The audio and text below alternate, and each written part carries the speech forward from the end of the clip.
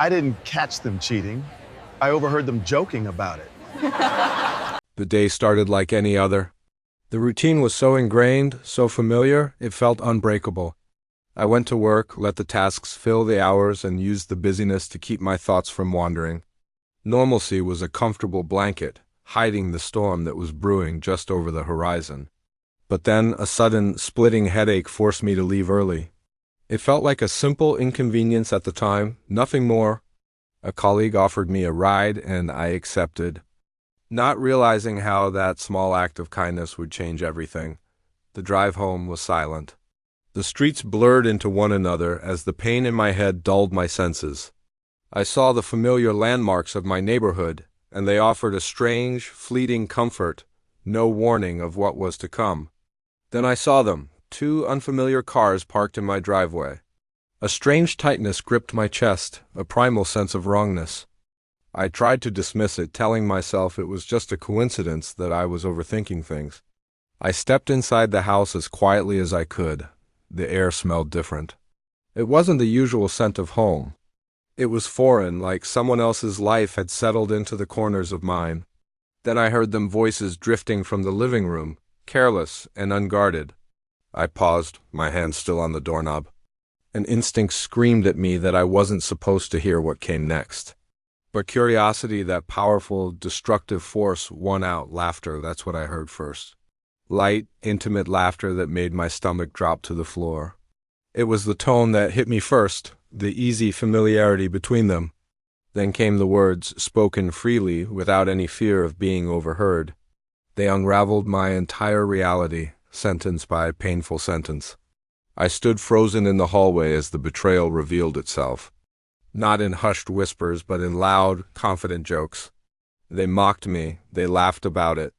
They discussed their plans so casually, as if my loyalty, my love, my life, was just an optional detail they could discard at will.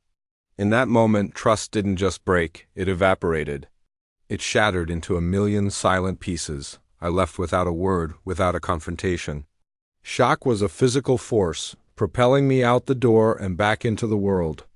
The cool evening air felt sharp, cutting through the thick numbness that enveloped me. I just started walking with no destination in mind, letting my feet carry me.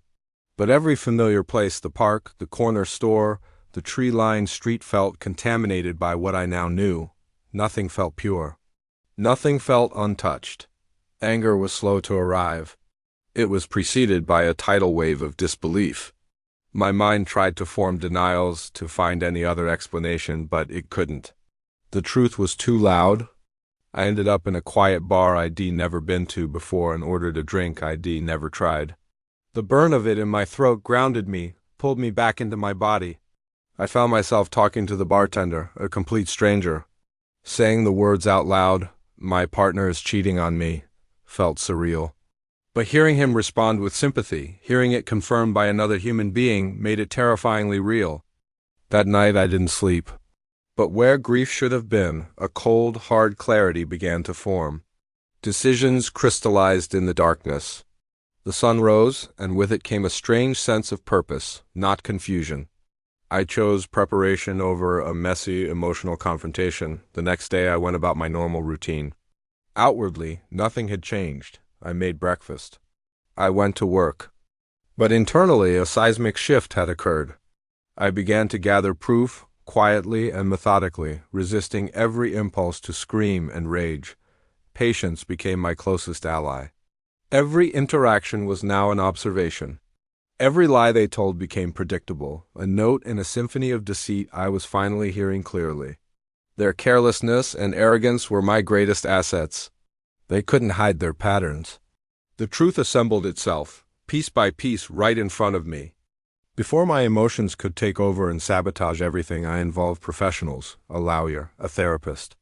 I built a structure of logic and legal standing to replace the chaos in my heart. The confrontation, when it finally came, was nothing like what you see in the movies. It was calm, precise, and quiet. I laid out the facts, the evidence, the timeline. There was no room for denial, no space for gaslighting. The initial shock on their faces was quickly replaced by wide-eyed panic. Excuses and desperate justifications spilled out, a frantic attempt to rewrite the reality I had just presented. But I remained steady. The decisions had already been made. The fallout was immediate and spread faster than I could have ever imagined. The truth, once released, doesn't wait quietly. The carefully constructed public image they had curated crumbled under the weight of undeniable evidence. Support came from the most unexpected places while others disappeared. Their attempts at damage control were futile. Reputations collapsed. Soon after, the house emptied. All that was left were the echoes of what we once had. The silence felt different now, not lonely, but peaceful. My children, they sensed the change. They didn't need all the ugly details. I explained it with honesty, guided by what they needed to feel safe. Our routine returned, but slowly rebuilt on a foundation of safety, not appearance. Consistency became our anchor. The emotional battles were replaced by legal processes. Facts and evidence spoke much more clearly than tears and anger ever could. The final outcome felt heavy, but it also felt right. Protecting my family and my sanity came first. My life downsized, but it stabilized. The constant performance of happiness was replaced by the quiet hum of genuine peace. Work became a grounding force again, a place where my purpose felt honest and my contributions mattered. The support of true friends remained steady, a quiet fortress against the judgment of others. Strength, I learned, rebuilds itself gradually, brick by brick. Over time, questions about the past surfaced less and less. The sharp, painful edges of memories began to soften. One of the biggest lessons I learned is that betrayal rarely begins with a sudden explosion. It grows in the quiet corners, nurtured by small secrets and silent resentments. And I learned that my own silence, in the end, wasn't a weakness, it was a strategy.